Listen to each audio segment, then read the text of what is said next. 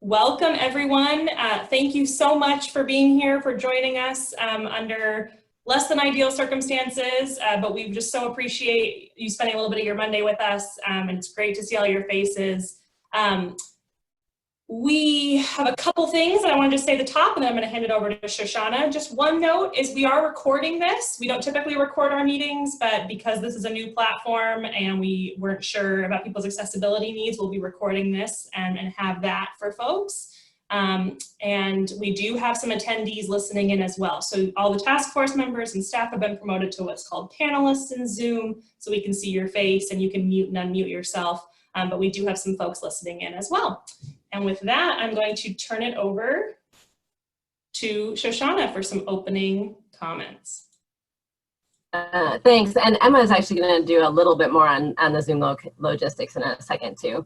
But again, as Emma said, we really just want to start with a really robust thank you tonight. We know that everyone's lives have just changed super dramatically since we last met last time, and there's additional stressors, whether they're related to jobs or health or children or all of the many disruptions that we have.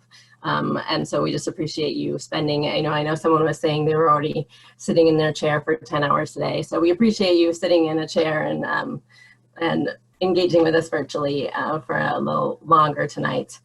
We also want to start by acknowledging that the transportation system has changed really remarkably also since we last met 5 weeks ago. And, we're having a conversation around congestion and vehicle miles traveled, and those seemed like very significant problems 5 weeks ago. And when we look out the window today, there's virtually no congestion, and car travel has just dropped really dramatically. Of course, the cars that are traveling around still are contributing to greenhouse gas emissions, still are contributing to other air pollutants. There are still some cars contributing to safety problems. We're actually seeing speeding rise as road space becomes more available. And all of the issues we've talked about different access to different kinds of transportation, still exist. We know there are many people still taking transit right now, even with reduced transit schedules, and even though transit requires you to get pretty close to other people. So, and also this drop in congestion obviously is because we're all sitting at home, or many of us, not everyone, but there are many people not going to places that they need to go, not going to jobs, and coming at the expense of health and lives even in some cases. So this is just really clearly not the drop in congestion and the drop in vehicle miles traveled that we want, or not for the reasons that we want it to be happening. And, we're also seeing that this current crisis is really elevating and exposing all sorts of other existing inequities in Portland, around the nation, seeing across the country communities of color impacted hardest by this virus, impacted by job loss, by food insecurity. And as a city, we're really trying to think, it's raising up the importance of putting our most vulnerable community members first in our response as a whole as a city. And even though we had been engaging in a pretty robust conversation about equitable mobility, we think this current crisis is just making that all the more important. We need to consider this with our most vulnerable community members sort of front and center. While there's a ton of uncertainty about the future, we also think that it's likely that car travel is going to go back up. I know some office workers may be able to continue telecommuting more than they were before. The economy may keep some amount of car travel depressed for a while. On the other hand, some people with choice may be even less inclined to take transit than they were before for a while. So there's obviously a huge amount of uncertainty over the next couple months, and really over the next couple of years. At the same time, we think it may be a time when it's even more important to make sure that the price signals that we're sending in our transportation system are really reflecting our values. So we see this as both sort of a time of great uncertainty and also perhaps a time where we want to encourage sort of maximum creativity. So it's really with all of that in mind that we, again, want to thank you. We want to open up this conversation. We want to, we also want to acknowledge our timeline that we shared before. We're adjusting a little bit. It may have to continue adjusting but we think this work is really important. We always thought it was important. We still think it's important, and we appreciate you engaging with us. And that's, that's why we're here tonight. So just some of the context and our thoughts as we begin this conversation. And with that, I will hand it back over to Emma. Thanks, Shoshana. And those are themes that we'll definitely revisit or get back to as we go through tonight's meeting. So as Shoshana said, I'm going to give a little bit of a Zoom orientation. Things have changed in the last hour, so bear with us as we kind of deal with shifting logistics as we learn this new platform as well. And we really appreciate your patience as we kind of come to this with lots of humility. So just general guidelines to kind of keep this meeting flowing well is if you can mute yourself when you're not speaking, that helps us with background noise. I think we do have the ability to mute you. We don't want to use that, but that just keeps it nice and quiet for everyone.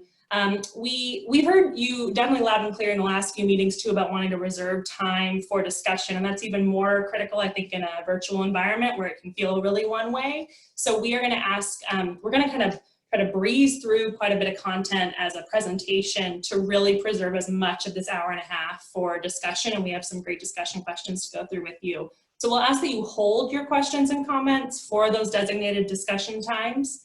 It says raise your hand when you'd like to speak. That's the logistics that's changed. You do not have the raise your hand function. So what we're going to ask you to do is use your chat box when you do want to say something, to just say, I have a question, I have a comment, and we'll keep a running list of that the same way we do with the name tense when we're in person. In terms of how you mute, the mute button should be at the bottom of your screen. If you have any issues or difficulties finding that, let me know or type it into the chat box and my awesome colleagues will try to help. The hand raise button, as I said, is no longer at the bottom of your screen. We'll try to get that back by the next meeting. And then we do have some folks joining us by phone and just listening in via computer as well. There's a couple phone numbers that don't have names associated with them. If by any chance those are task force members, feel free to either put in the chat box or text the number that was in the email that we sent you. We'll make sure that we get you promoted to a panelist so you're able to have the full functionality. And again, just thanks for bearing with us as we try new things. Mariana, are there any technical questions coming in through the chat? Yes, I'm seeing that task force members are letting us know that they're able to see the raise hand feature. Oh, they are able to see the raise hand feature.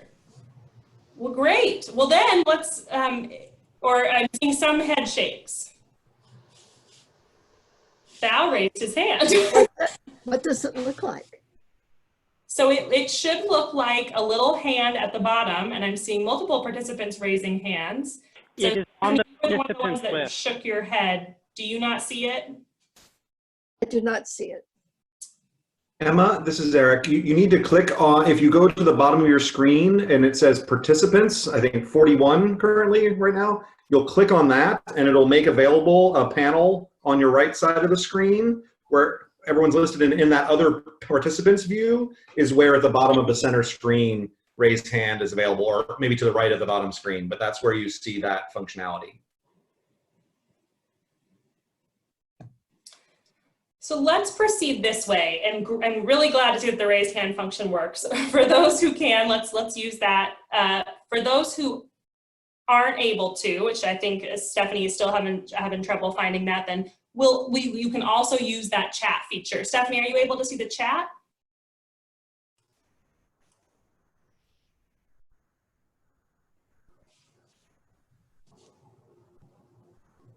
I think you're muted, Stephanie. I'm going to unmute you from my end. I see the raised hand feature for the other panelists, some of them other panelists, other participants, but not for me. Okay. It doesn't matter. I'll use the chat. Okay. Thanks, guys. We will, as I said, we will continue to practice, and this is a new platform for the Bureau, so we're learning. Thanks for being a little bit of our guinea pig, but we'll try to make sure that this is all resolved and smooth by our May meeting. Mariana, any other technical questions that we should handle before we move on? I see that there's Nicole who's joining us by phone. I'm going to promote her as a panelist Excellent. right now, and let me do that.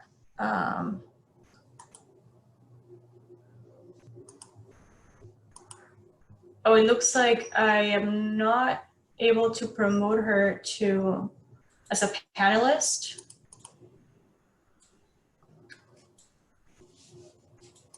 Okay. But Nicole is on the phone. My options that I see right now, it's allowed to talk or more, rename or remove. So I'm gonna rename Nicole. Okay. And then what we can do, Nicole, I believe you should have the chat feature. So when we get to the discussion part of the meeting, if you just want to chat in, or you might try the star. We've heard that also works potentially for raising your hand. We can make sure that you have the opportunity to participate in the discussion. And again, apologies for these speed bumps, road bumps as we go through this together. It looks like I see 2 hands raised right now. I'm not sure if those 2 hands were raised from earlier. I see Sharifa's hand raised as well as Andy's. Sharif and Andy, do you have questions, or were you just practicing? No, that was just when I was getting it set up. I'm not asking for anything else. Okay, great. All right, then we'll continue. Just practicing. Oh, great.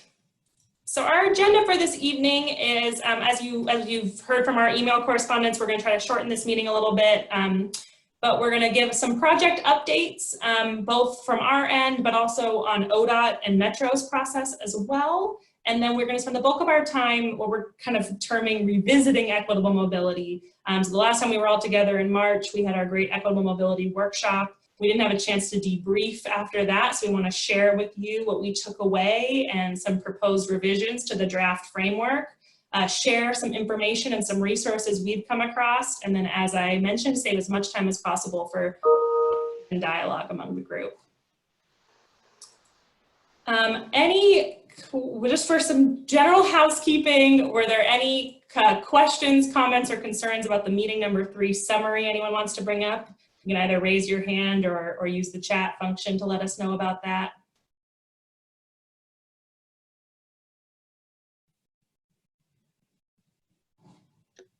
Not seeing much come in.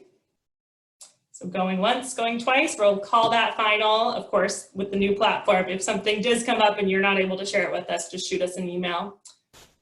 And next, we're gonna, we always save time for public comment on our meetings. Again, with this new platform, as we're trying to figure things out, we believe we have settings set up that our attendees tonight can't verbally provide public comment.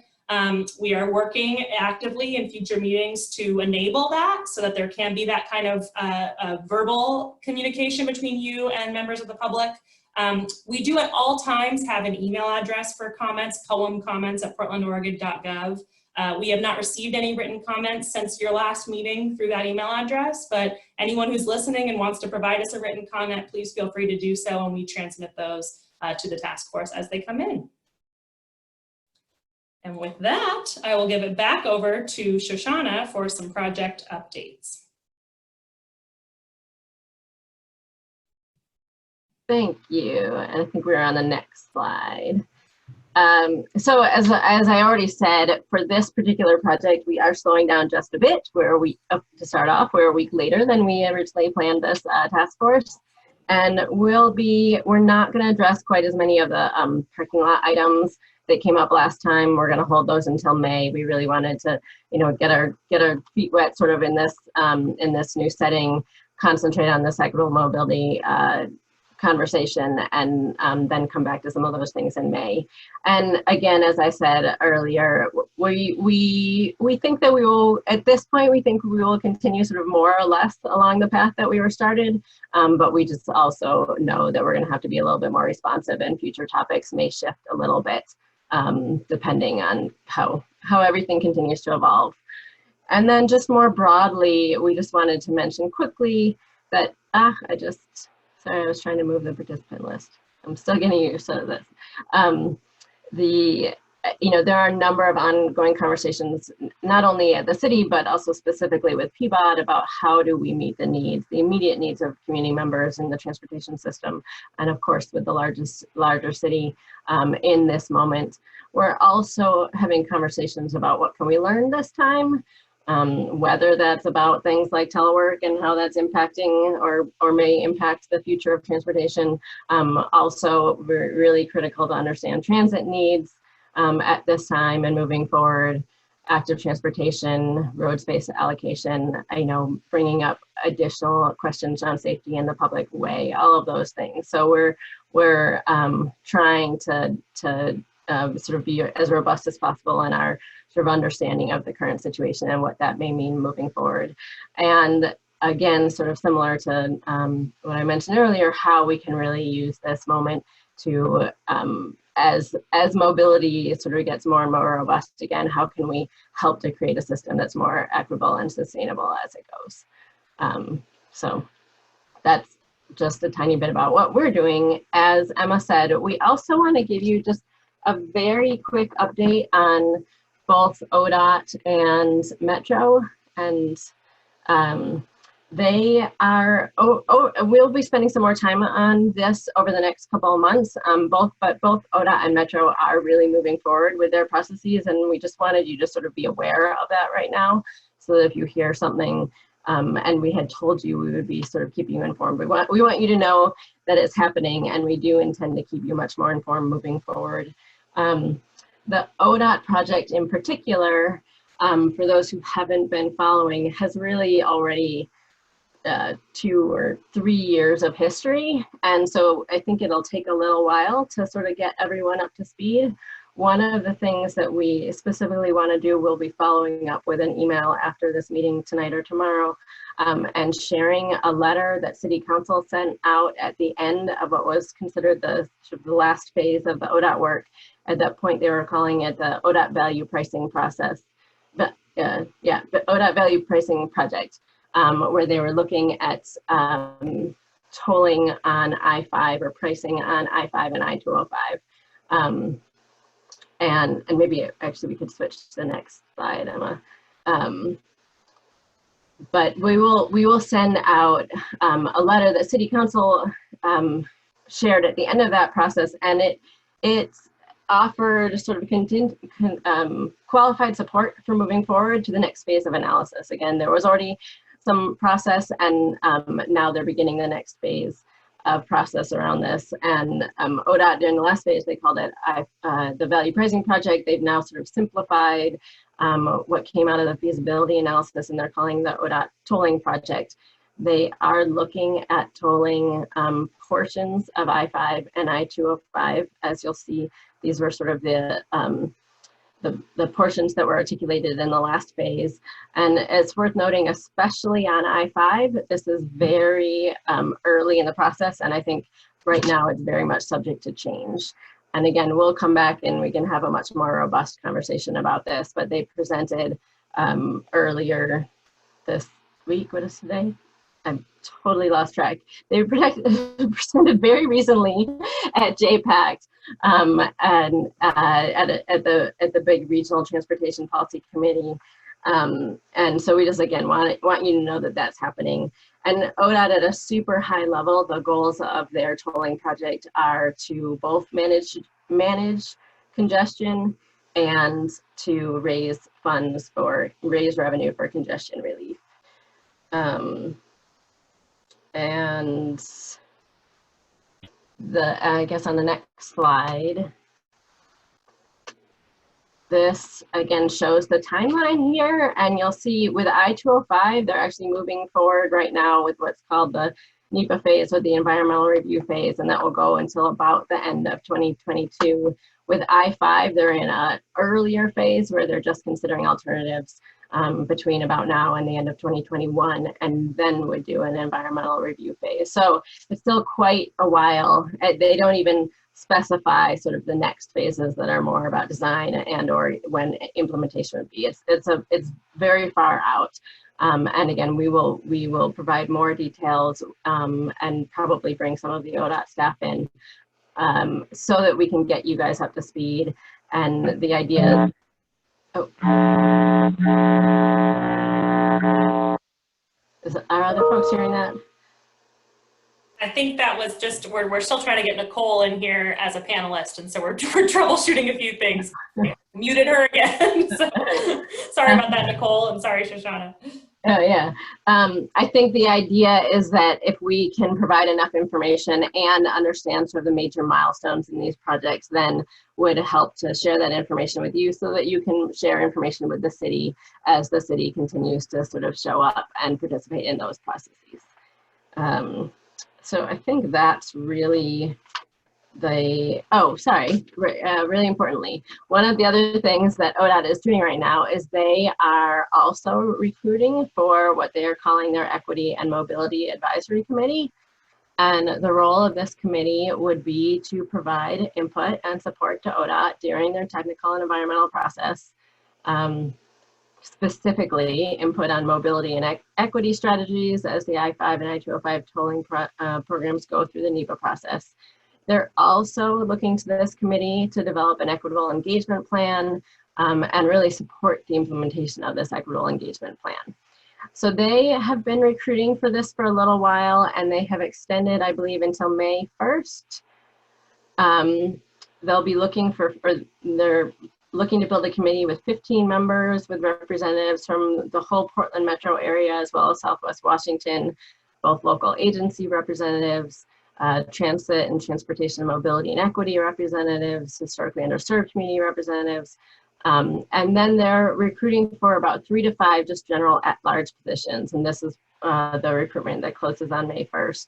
And we wanted to just raise this up to all of you, both either if you're looking for another sort of another direct way to engage in a conversation about equity and tolling and pricing, or if you think that anyone else in your network may be interested in this opportunity, and you know, if there's any way that you can help to spread this through your networks, I know that ODOT would be appreciative of that. We can send out in our follow-up email, we can also send out the specific links and information for applying, as well as the contact information for the project staff for that project.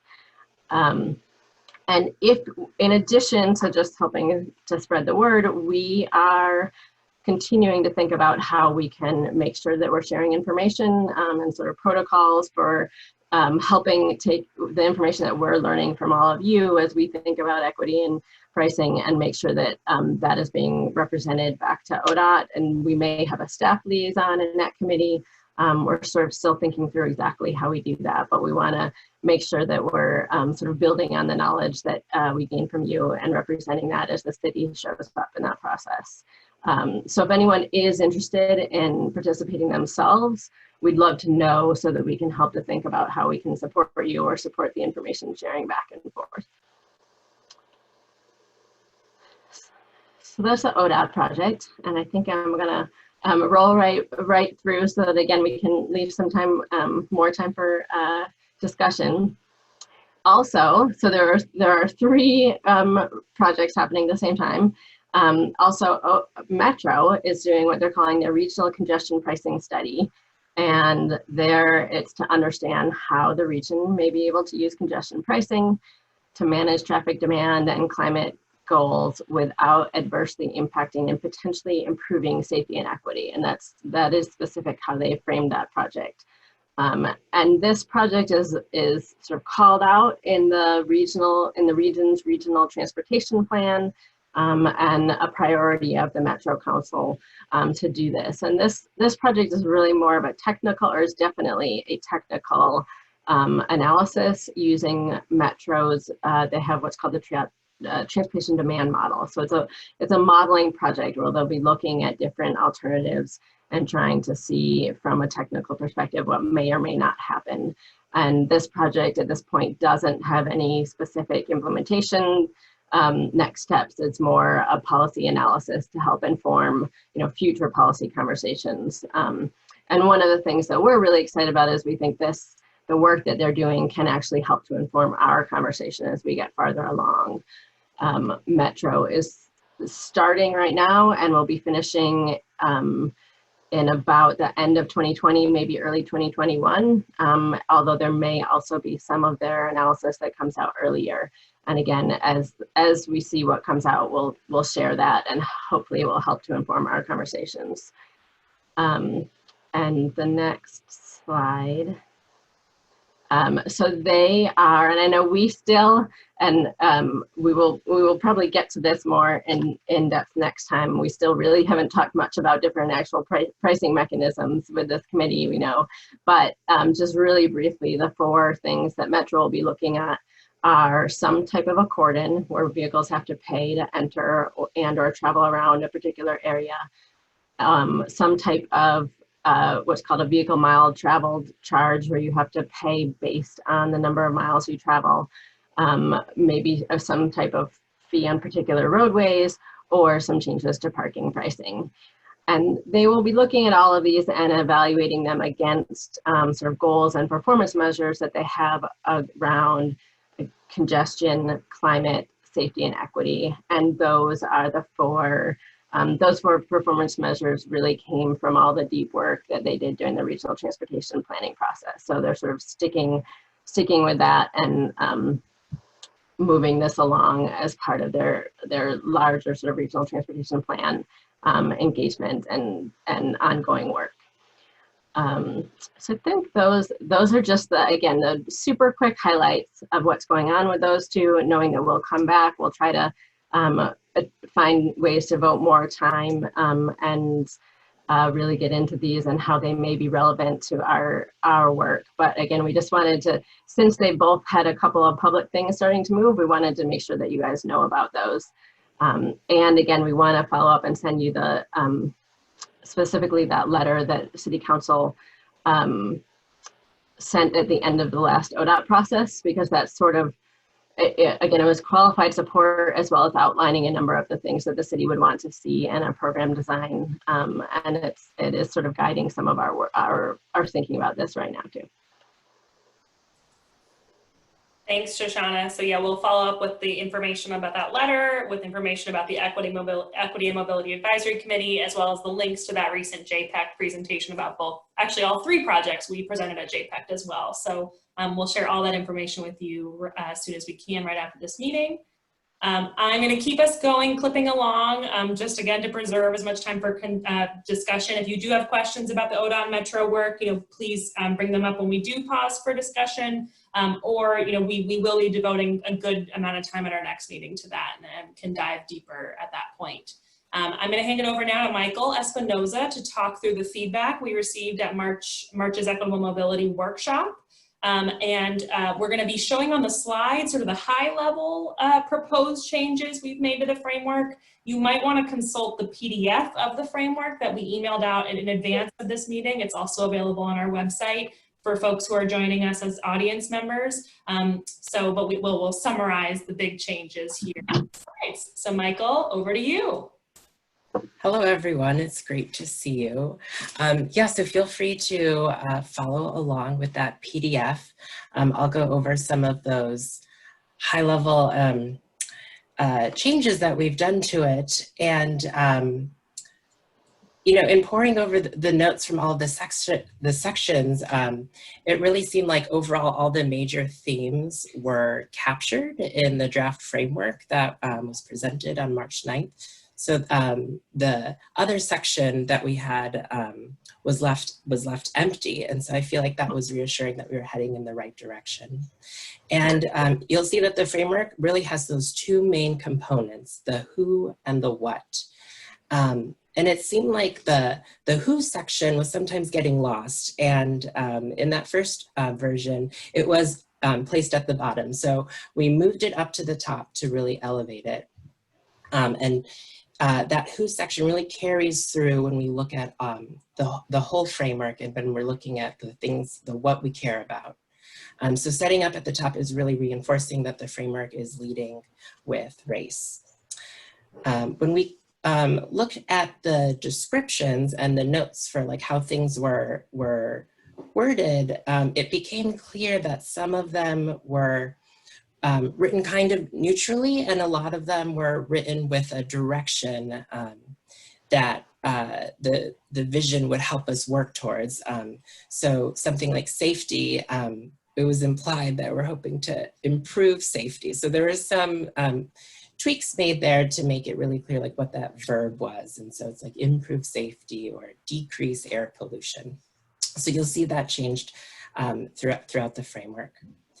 In the moving people and goods section, there were a lot of comments about time, and being time competitive was a really important component when comparing biking, walking, or transit options to driving trips. And so that is included now in the efficiency bucket.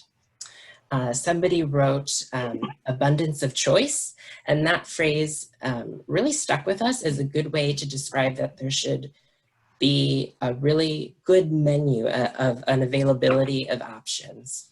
And so that's included in there as well. And finally, the main change to this section was quality section was added. And there were a lot of comments that like the quality of public transit needs to be good, as well as the quality of facilities or infrastructure for walking and biking. And so it seemed like quality itself needed its own section. And so we'll move to the next slide. The next section you'll see on the framework, sustainability and health. There were no adjustments to that section. In safety, there's some nuance added to the personal safety category, and we added in the public realm, really recognizing that it's one thing to think about personal safety when you're on a mode of transit, but really the bigger context is thinking about public safety when you're getting to a transit stop or when you're just moving through the city in a public space. So really capturing that public realm component. So that's added in there. In economic opportunity, this section saw a lot of change in how things were sort of presented. There's clearer language now, and it's more direct. So it now includes job creation, really focusing on the quality of jobs, working conditions with fair labor practices elevated in the description, and a connected, thriving local economy. And then moving down, this last section, we called it process equity, was kind of vague, and there were a lot of questions in the comments, which was great because it really made us think about what is this section trying to get at? And so it's been renamed Equitable Transportation Planning Process. And I hope that kind of captures that it's about sort of the overall, overarching themes that need to be considered throughout. And when we talk about, so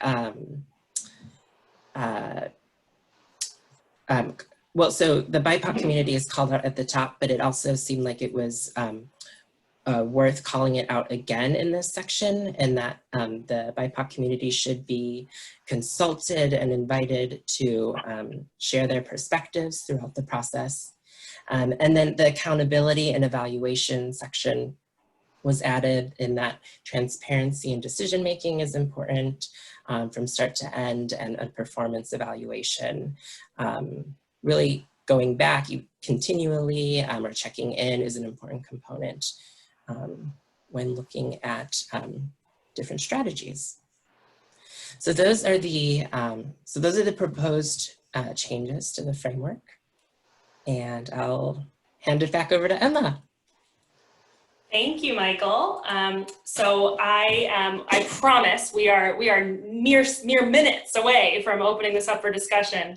I want to quickly just talk about how we're going to use this framework, and then when we do get to discussion, I will pull up that PDF so that folks can actually see some of the red line changes that Michael was just talking about. But we also realized, we had a great discussion in March, but we didn't really talk about how we're going to use the framework or how we propose this group use the framework. So we wanted to spend some time exploring that now. And the silly iceberg graphic you see on your screen, that kind of illustrates what we're trying to get to in this framework. So policy debates and discussions, they often happen at that position level, where it's you're either kind of for something or against something, or maybe like a hybrid of the two. But it's hard to find creative solutions if we're not coming from a place of kind of shared interests and needs. And that's really what this document this framework endeavors to do. It articulates those key needs and interests so that when we get to forming positions around pricing policies and strategies, it's built from that shared understanding of what equitable mobility means. So when we get down to the weeds of really analyzing things, we have that common framework to refer back to. We may still not agree, we may come to different policy positions, but it's built on that iceberg of shared kind of needs and interests. And in terms of then what we're gonna do in the coming meetings, how you're gonna see this, it's gonna kind of play a twofold role. First, it's gonna be used to really inform our discussions, both our analysis and our decision-making as a group in a few ways. We'll refer back to it when we're asking questions in meetings about the policies and strategies we're confronting. It will inform the data and the qualitative information that we might bring to those discussions. And I do want to note here that the next step in the process is really to go through the framework and assign or look at the kind of specific performance metrics that go against each of these what we care about indicators. We also need to just be really honest that there may not be an ability to measure everything. Some of these things are pretty novel in the policymaking space. And so we're kind of going on a journey to see what we can measure, or what we may need to augment, or what we may need to rely on best practice or your experience to really flesh out. And then finally, we're going to use it to kind of understand those existing disparities in our system today. We've talked at a pretty high level about this thus far, but as we go through, we'll use the framework for that piece. And then that second role it plays is really in the assessing how those different strategies extend benefits or reduce disparities among BIPOC communities with leading with race. So it breaks that big questions of are we rebalancing benefits and burdens, which is a big question. It kind of breaks it down into some individual places and components where we can have that conversation. A couple things I'll note, the framework is long and it's growing, which is great as we have more and more discussions that refine it. But it's not, because it's so long, it's not meant to be like a strict checklist that we go through and we must hit every single thing as we impact a policy. It's really more that roadmap or that guide. And crucially, if it's an articulation of key needs and interests, we recognize that those needs and interests change. They change over time, they change based on context, and that's actually why this meeting it's so fascinating that it's happening right now amidst the COVID crisis, because we recognize that things look a lot different than 5 weeks ago when we had this first discussion. This is, we could spend the entire hour and a half sharing data. We're not going to do that, but you guys know the reality has changed. This is just showing the dramatic decline in VMT in our region. We're seeing parallel declines in other parts of our mobility system. For example, transit ridership is severely declined as well. As Shoshana mentioned, other things are increasing, like speeding, which impacts safety of our system. And we're also learning a lot about our mobility system. We're learning about what business can be handled virtually and what can't. So we're just really in this moment of reevaluating what our status quo is, and a lot of uncertainty about how long our status quo may stay like this. And so just that status quo against which we measured what would equitable mobility look like is just radically different. And that might not wholly change what we are looking to as a vision of what we want to see, but it may change what we prioritize and how we want to approach that question now. We also just want to take a moment to know we're not having this conversation in a vacuum. There are smart, amazing groups of people all over the world asking really similar questions. This slide, I expect that it's hard for you to read, and so we're going to share this in the email after the meeting as well, but it's just one example from the Untokening Collective of a mobility justice response to COVID-19. There's a lot of other kind of grassroots and community thinking coming out about, how we grapple with these big questions of what does this mean for how we should do this kind of work? What are our priorities now? Are we going to revert back to the old normal? How do we build to a new normal? And so we just wanted to note that. We also know that you all have access to amazing resources and thought as well, and really want to encourage you to keep sharing those resources with us. We post those on the task force website and would be happy to continue doing so. So please feel free to send those to staff, and we will share those with the entire group. And with that, we have arrived at the time where we get to stop talking and you get to start talking. So I'm going to throw up some questions here. And I want to say these are meaty questions. So we have preserved about 50 minutes to really have dialogue on this. And we know that these are a lot to think about, and sometimes thinking about them in the moment on Zoom is not the best way. So we'll also follow up with an opportunity for you to think and respond in writing if you'd like. But the questions are, first, what have you been experiencing in the last 5 weeks? And what would you like to share in terms of any learnings you've had about our mobility system as a result of the COVID crisis? And then given that, second question, should we be making any refinements to our draft framework? Are there any pieces in there that we think we should particularly prioritize in terms of that needs and interests that might be shifting? And then we have 2 questions kind of about looking forward. So knowing that we have not had the chance in our process yet to dive deep on pricing, Shoshana shared at the beginning, we're in a period of maximum uncertainty, but also maximum creativity. And so we just wanted to hear if among this group, are there any creative solutions you think we should be considering right now relative to pricing? And a bit related to that, we had a bit of a game plan for how this 18-month process would unfold. We want to hear from you about, given the current conditions of where we're at and how we never expected to be here, do you have any thoughts about the phasing of this work to ensure that we're strategic and equitable as we move towards recovery and rebuilding? So as I said, those are huge questions. I'm going to start with the first 2. I'm going to ask that we kind of focus on that. I'm going to give us a little bit of time for that, but I promise to preserve time for the other 2. I see some hands already popping up, which is exciting. As a reminder, if you don't see the hand raise feature, feel free to utilize the chat. I'm also going to, while we take some of these hands, I'm going to really try to figure out how to get Nicole in here so she can participate. But Mariana, can you tell me who's popping up on the hands? Yes, the first hand that popped up actually after Michael started with his presentation was Shani. So I see Shani's hand. Shani, please, and if you have trouble unmuting yourself, I will try to help. Hi, it's actually not about the questions. I had a question from before, and it was just about the idea of creating new green jobs as opposed to transitioning our current workers into new green positions. Mm-hmm. And I think that it would really behoove the city to work actively with the unions to keep the labor and the institutional knowledge that we already have. So labor. And I think very related to our first question. So thank you very much. Thank you. All right. The next person actually is Nicole. Her hand's been raised. Excellent. Nicole, are you able to unmute yourself?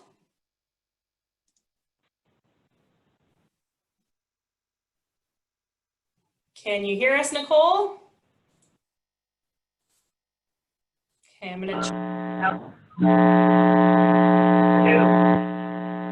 Hello, I think we can hear you. There's a bit of feedback though. Is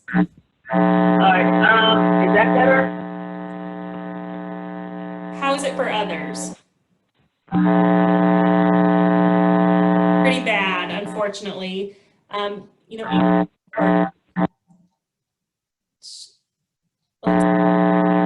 Sorry, I'm seeing names and saying names. So Nicole, I believe I did also just promote you, but it looks like maybe you're only on your phone for audio. What about the chat? I checked it out. Hold up.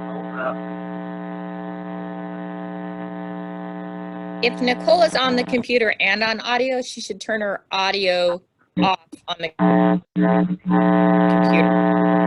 I think from my end, it looks like it's just the phone, but we just have that feedback issue. Okay,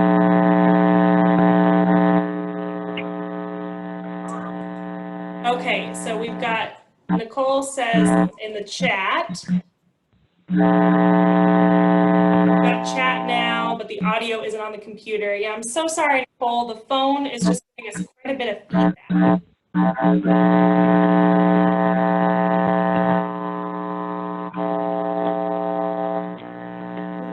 If it's okay with you, I'm gonna mute you, and we're gonna keep troubleshooting and try to figure this out with you via chat and other means. But Mariana, can we go to the next person?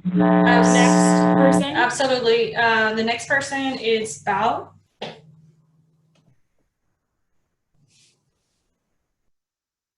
Hi. Oh, hi, could you hear me?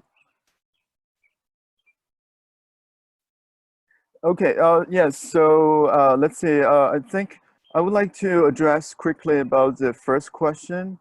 So what I'm currently experiencing, what I have learned, during the COVID-19 crisis.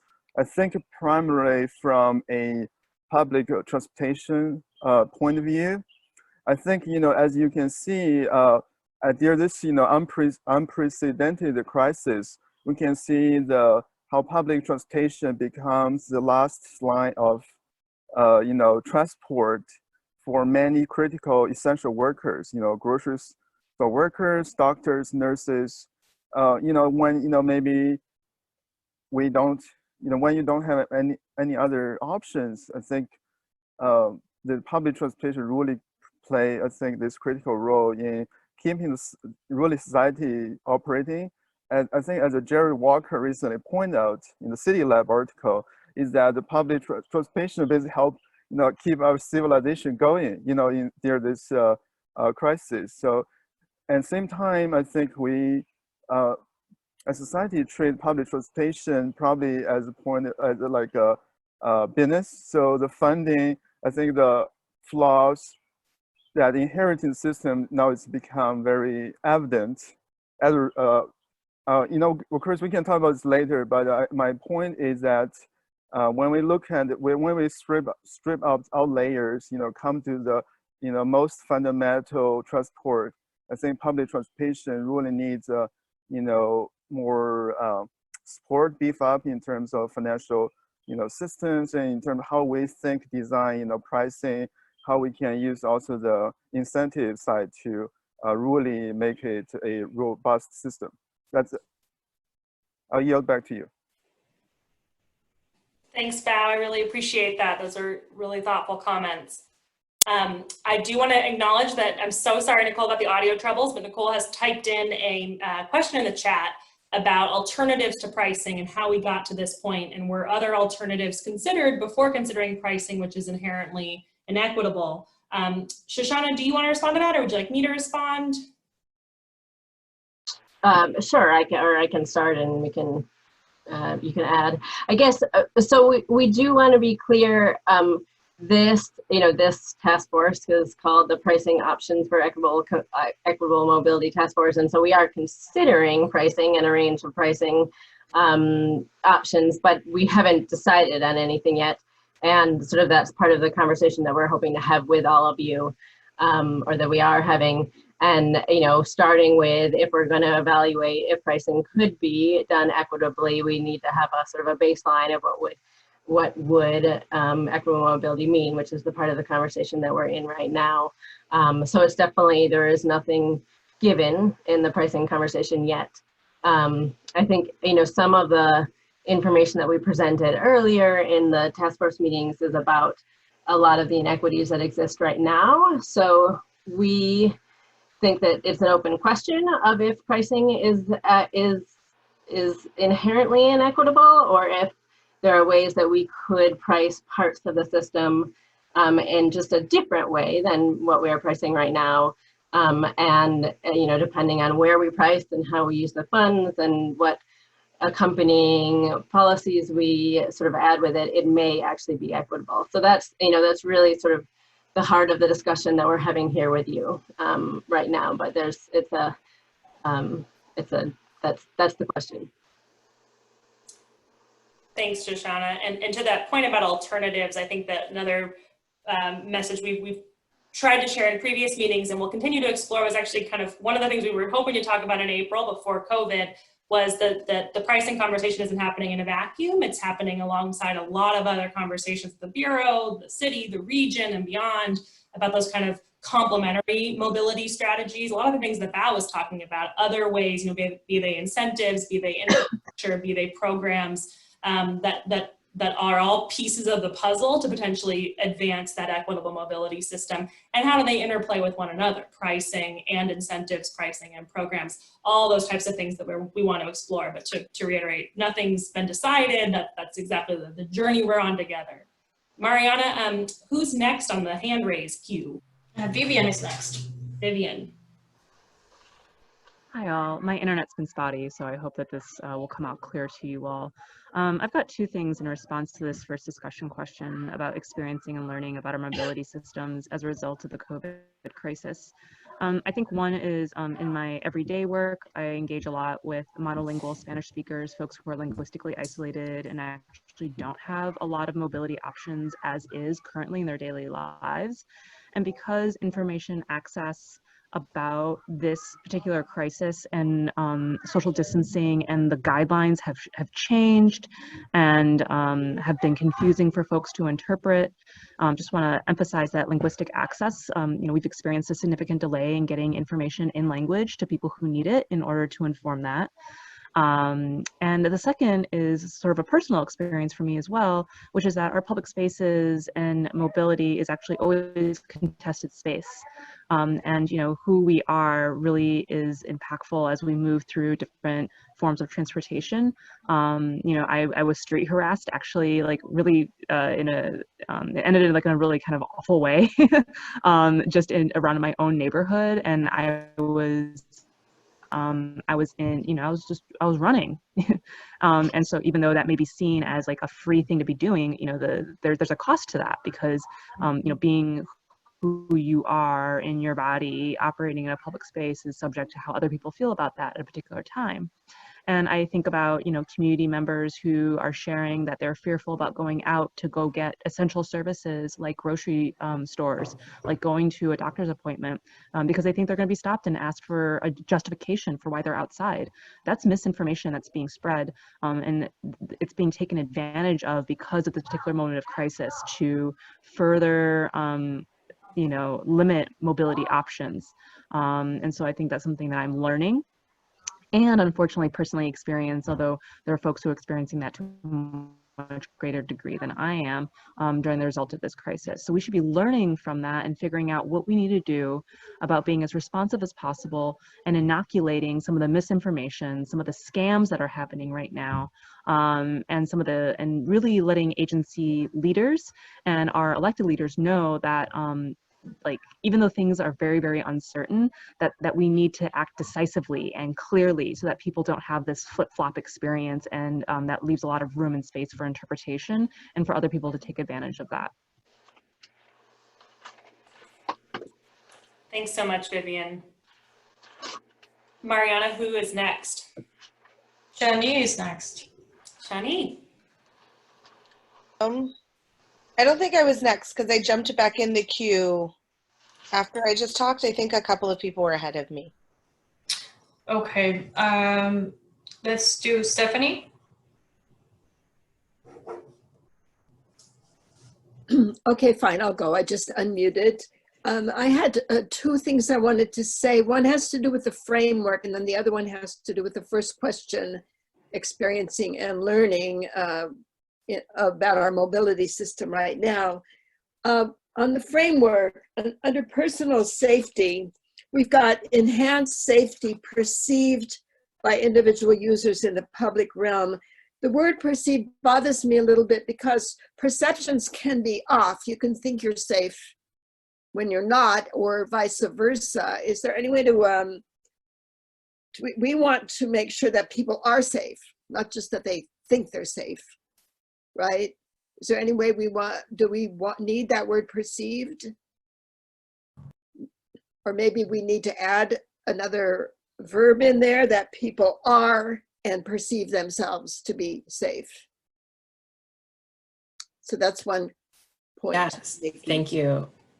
And then the other, as for mobility right now, I've seen not only speeding, but also very dangerous kinds of things on the road. For example, I saw one car swerve into oncoming traffic to go around a trash truck, and the oncoming car swerved and saved itself, but then screeched to a stop in the middle of the street, made a U-turn halfway through the intersection, and went after the malefactor who had threatened him to begin with. And I don't know what came of that, but it was very scary. That kind of very, I mean, two kinds of aggression. You know, one is, I'm so important that I'm going to go around this trash truck and I don't have to wait, endangering somebody else. And then the endangered person was so angry that he went after vengeance. And I had actually never seen anything like that on the street before, but because there's more room right now, I think we're seeing that kind of thing. So it's over and above speeding. And those are my two comments. Thank you. Thanks very much, Stephanie. And per your first comment about the edits to the safety section, I'm seeing in the chat, Elizabeth and Adi are in agreement on the kind of rephrasing it to are and perceive themselves to be, so we can continue to take some feedback on that. And Nicole adds that perception of safety is often distorted by personal biases, not sure how that can be addressed. But thank you so much for those comments. Mariana, who's next? Looks like Aaron is next. Okay, I'm unmuted. Hopefully that works. I guess from my perspective, and just a comment and then a quick thing, like I think I've just been really, I do think that there are a lot of people due to stress or the fact that the roads are fairly empty that are behaving poorly. But I've just been so amazed and encouraged at what we as a community have been able to accomplish in a crisis, you know, flattening the curve, my staff and other people in my industry all supporting each other and working together. Like we've done some pretty amazing things in a short amount of time, like that I've just been really encouraged by. You know, if we can do this in this type of a crisis, it tells me that we can do a lot of things if we're properly motivated to do them. I know that it's harder to translate a crisis like this that's immediate and dangerous into something like equity or something like the environment and those kind of things that aren't felt by everyone equally. But I think this proves that we can do some really big things if we put our minds to it and if we can get everybody on board to do so, which I just think is pretty incredible. Even, you know, Portland compared to other cities, Portland's been pretty awesome as a whole. And I totally get that there are outliers, but I think that's really cool. And then I think the other thing,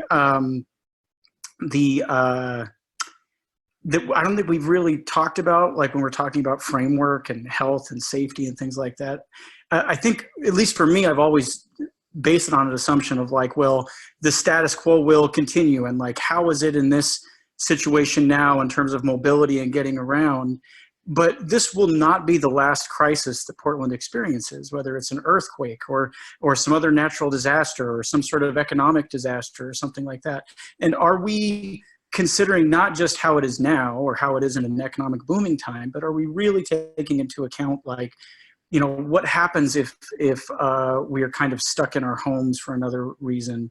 And are we taking into account those that have difficulty getting around or rely solely on public transit and public transit isn't as available, or you know, information or the way that the government can kind of subsidize through stimulus and things like that, and how difficult that is? And are we taking into account vehicles of communication and funding and resources for the next crisis that's coming up? And can we learn from this one to be better prepared for the next? So those are the only two things I had.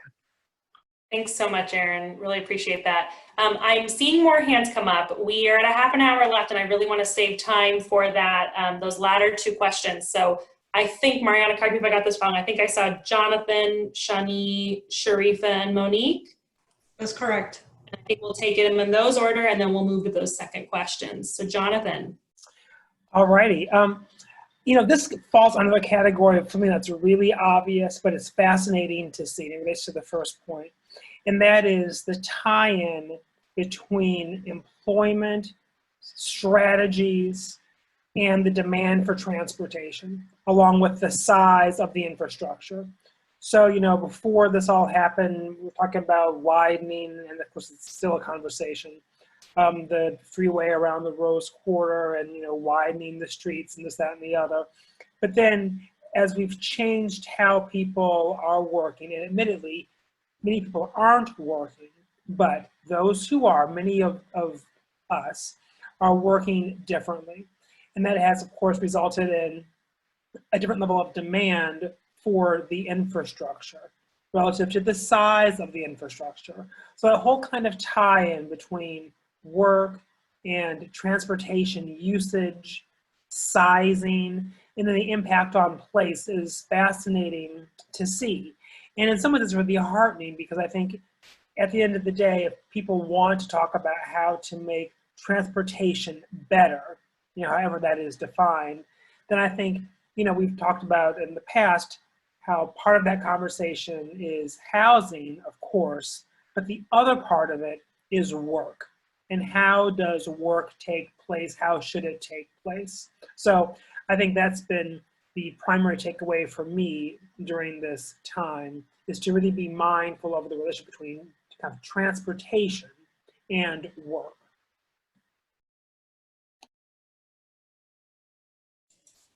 Thanks so much, Jonathan. Shani, I think you're next.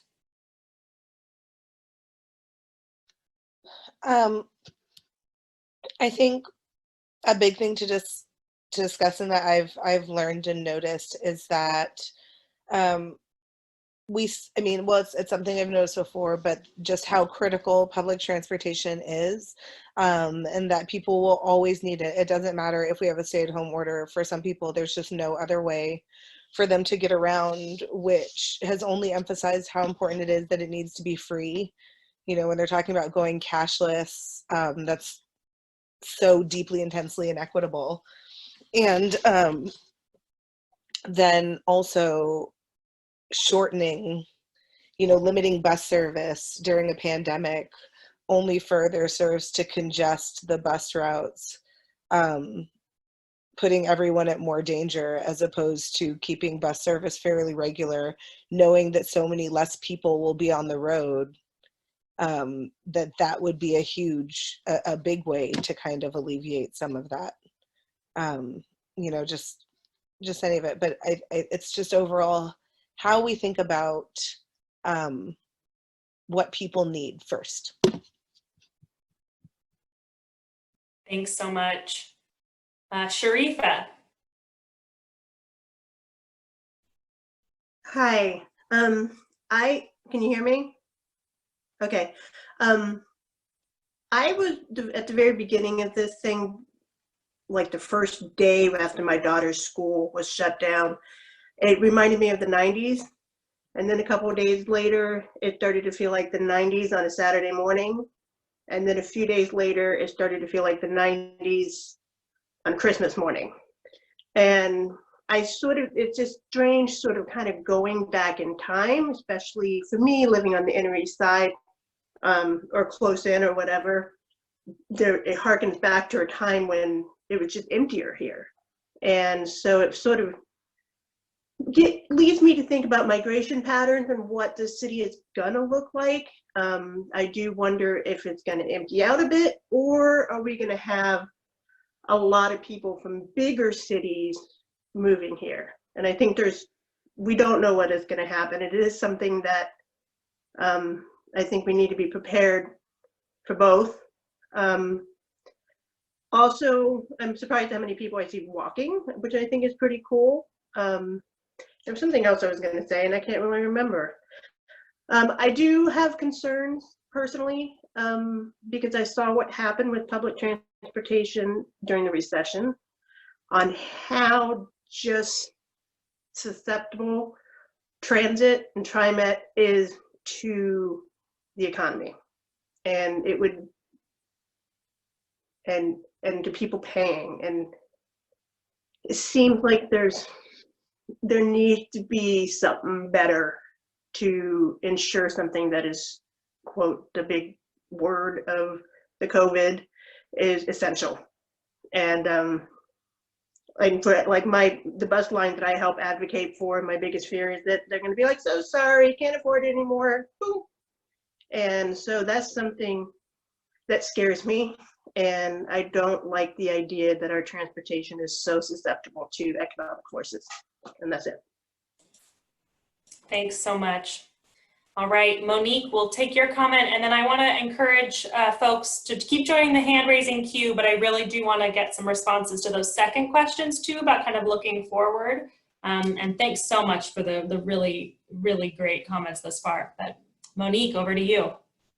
Thank you. I've appreciated listening to so many comments. I very much agree with Vivian on, and I think Shani also hit this, but just as we think about like who is the system working for, and who are the people that feel safe and feel protected or feel like their needs are prioritized.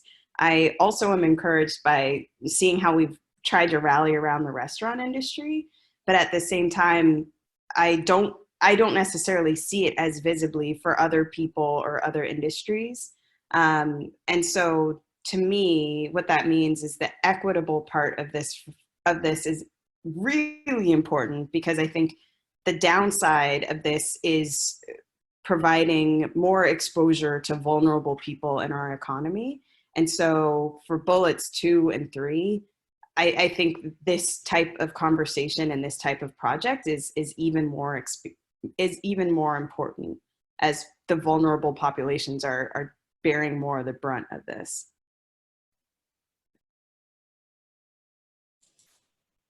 Thanks so much. I think we had Justin next. Is that right, Mariana? Yeah, after Monique's comment, we had a number of hands raised. Okay. So yes, we have Justin next.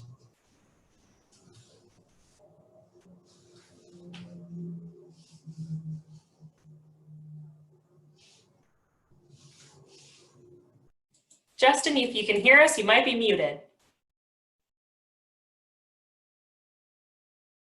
Or you might put your hand down, which I think it did go down. Justin, are you wanting to make a comment? Can you hear me? Yes. Great. Can you still hear me?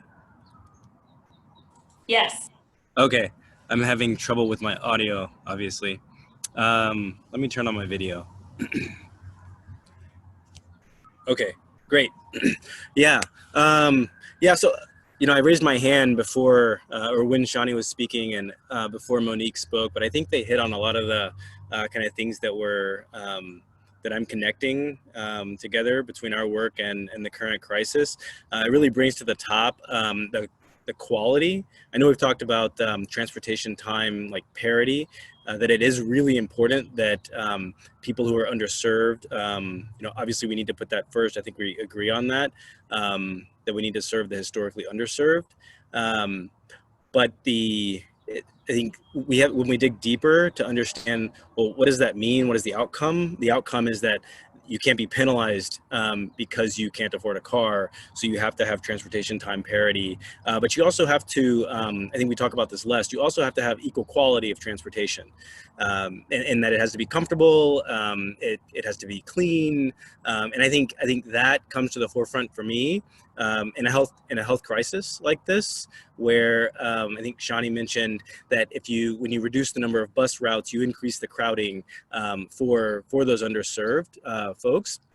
And in a situation like this, that's very dangerous. And so it's not simply a matter of comfort. It's a matter of, it could be life and death, frankly, in a situation like this. So, and especially if you have the opportunity to go to work, but you say work in a warehouse and you can't afford not to work, then you have a serious choice to make, and we shouldn't be forcing people to make those kinds of choices. So in our framework, I think, you know, when we kind of rally around something, I would recommend we use that as a means to prioritize our framework. Right now, the framework's pretty low. I think the benefit is that it captures what we want. I think the downside right now is that it's pretty loaded. And I think we could stand to prioritize it on an ongoing basis and kind of check in with ourselves as we have these conversations and as we bring these issues to the forefront, and use the current crisis to help us really understand what matters to us in our framework, and bring that to the top and highlight it. Thanks so much for those comments. And I appreciate, you know, you bringing up the idea of quality and what that can mean now. And that was just a prime example, I think, of how as staff, you know, 5 weeks ago when we saw those notes about quality, I don't think we were thinking really of cleanliness and the health aspect of that. Now it's of course top of mind. So really appreciate your comments there. I think Tony is next. That's right.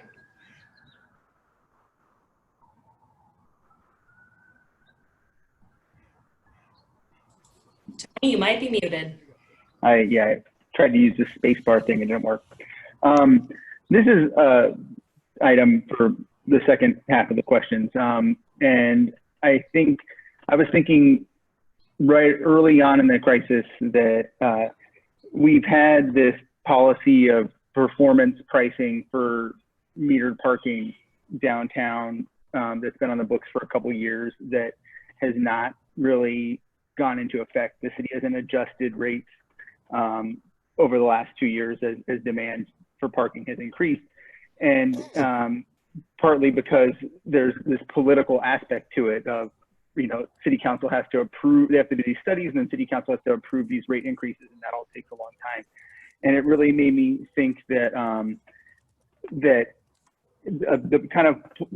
it might be useful to, because that process is so political and inflexible and slow, when bad things happen as well, we can't adjust our system. So like I've actually been pitching that kind of, this is counter to my personality if you know me, but you know, like that we should lower parking rates in downtown, like to $1 or whatever the low rate is, because like why are people paying to park downtown $2 an hour when there's probably no demand? So I think there's an opportunity to just say, you know, along with various other policies, things that letting bureaus make changes or do things that are data driven and based on best practices is, I think, a more fair and a more responsive and a more equitable way to deal with our resources than to have these policies politicized.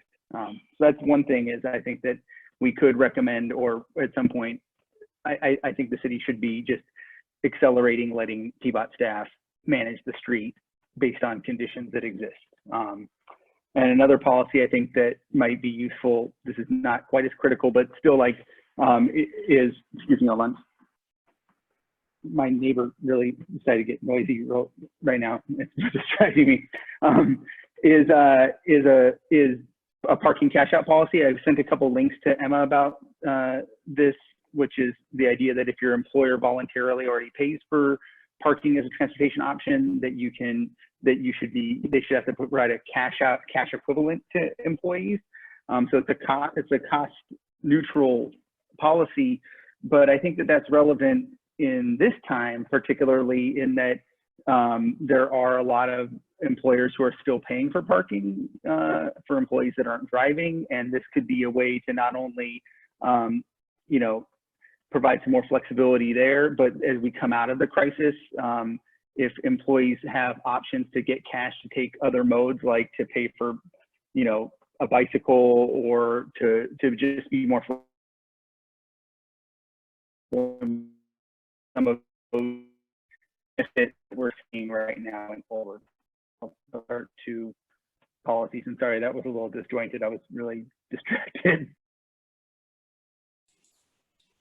No, thanks, Tony. And you made it through all of it until the very last second when you froze. But I think we got the biggest gist of your points. I really appreciate you bringing those up and encourage others to respond to that and provide their own ideas. And to Tony's point, he did share some information with me about parking cash out. That's posted on the task force website. So I encourage you to also share resources that we can post there for task force dissemination and reflection. Also some great comments happening in the chat. I won't read them all, but Aaron saying that he likes adding something about a more responsive or reactive dynamic pricing model. Some good back and forth about prioritizing pieces of the framework or being fluid with it and responsive to context. And then some good responses around parking cash out as well. I think next is how. Thank you for the conversation. It's been really enlightening. And I just wanted to also underscore the fact that after the crisis is over, I do think we need to double down on the notion that transit is an essential service in good times and in bad times, especially in bad times when people really need it. The other observation, which is piggybacking on some of the other comments, is the use of our public space and the intersection with public health. Even though this is a public health crisis, I am very heartened by the fact that there are so many people out there walking and biking and running. And how do we continue allowing people to use the public space? And perhaps it's because gyms are closed, perhaps these people are more privileged than others, but people are using the public space in a way that isn't accessible when there is congestion and it's full of cars. And so how do we open up our public space or reallocate it at certain times to make use of, or to allow our citizens to use it in a way that's healthier and more productive? Thanks. And that's it. Wow. Thank you. Elizabeth, I think you're next.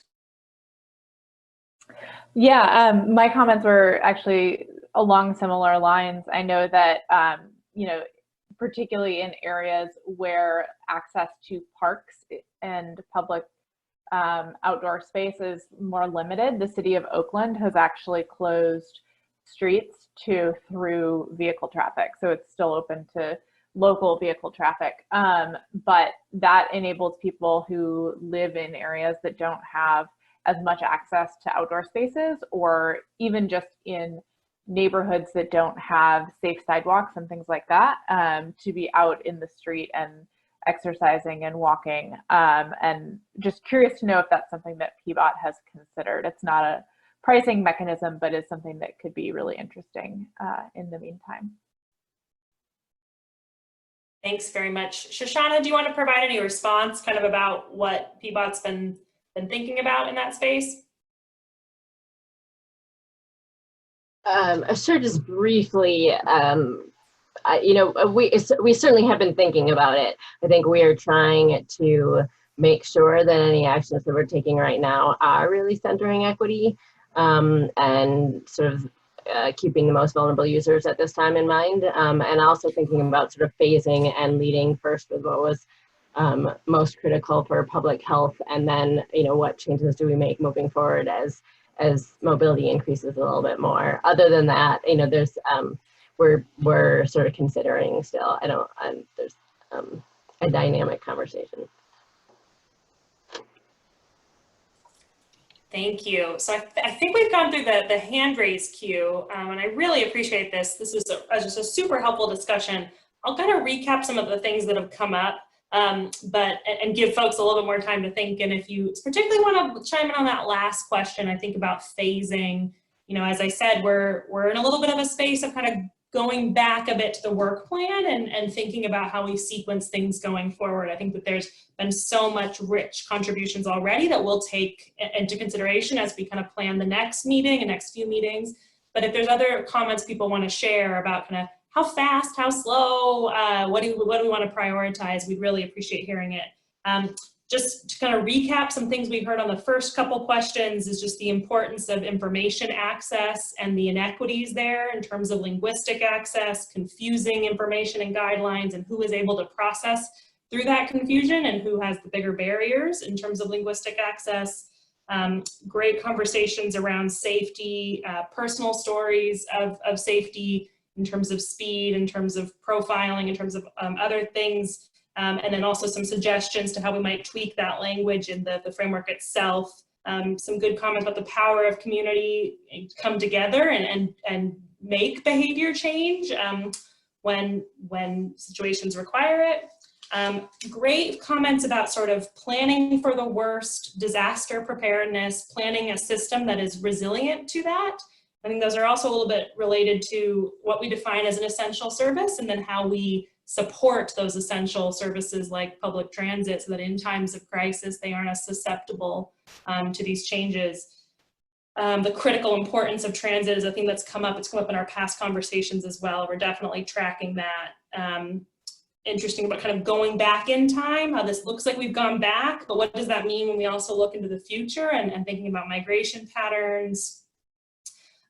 Really nice themes about, who is the system working for, using this time to both kind of ask those questions, but also as we think about what we prioritize going forward, seeing those places where there's real inequities and who the system is built for, and responding to those, which then kind of on that process of how we use the framework, there's been great dialogue in the chat and in comments about sort of whether we need to be more fluid and prioritize. Comments about quality and cleanliness and the health of options, so that people who do not have access to a car are not then inevitably stuck on less healthy options. Kind of what do we rally around in terms of a crisis, and who do we rally around in terms of a crisis? And then as we kind of transition, I appreciate Tony bringing up some parking creative ideas, and there were some good responses to that. We talked about right-of-way space and allocation and ideas around there, the Oakland example. So gosh, guys, in just a few minutes, we covered a lot, and it was really, really helpful. I haven't seen any more hands pop up. I'll give it a few minutes to see if anyone else wants to chime in. There's been some conversation in the chat right now, different comments. Great. Anyone who wrote it in the chat want to say it out loud to avoid us having to summarize words? I'm sure worse than you would.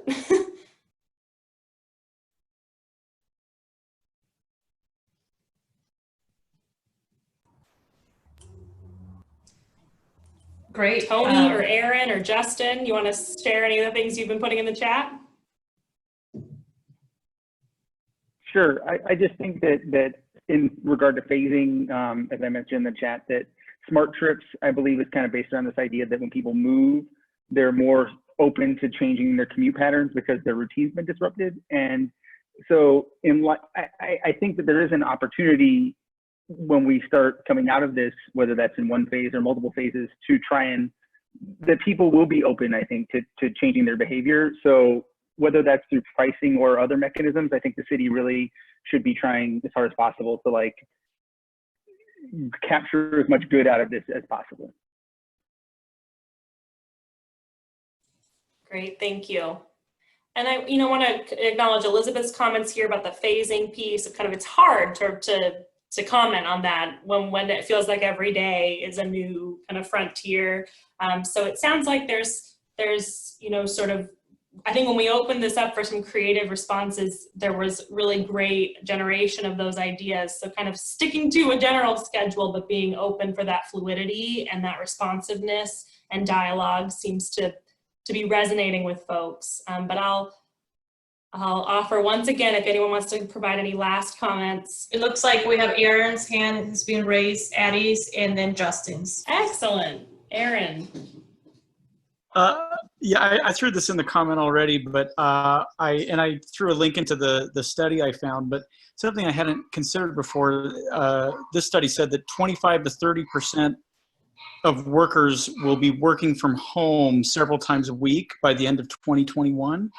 And I wonder, like, if that's not something that we'd even want to incentivize more companies, or it saves them money to have them commuting less as well. But that idea of getting less people on the road, less people in congestion, that trend is going that way already.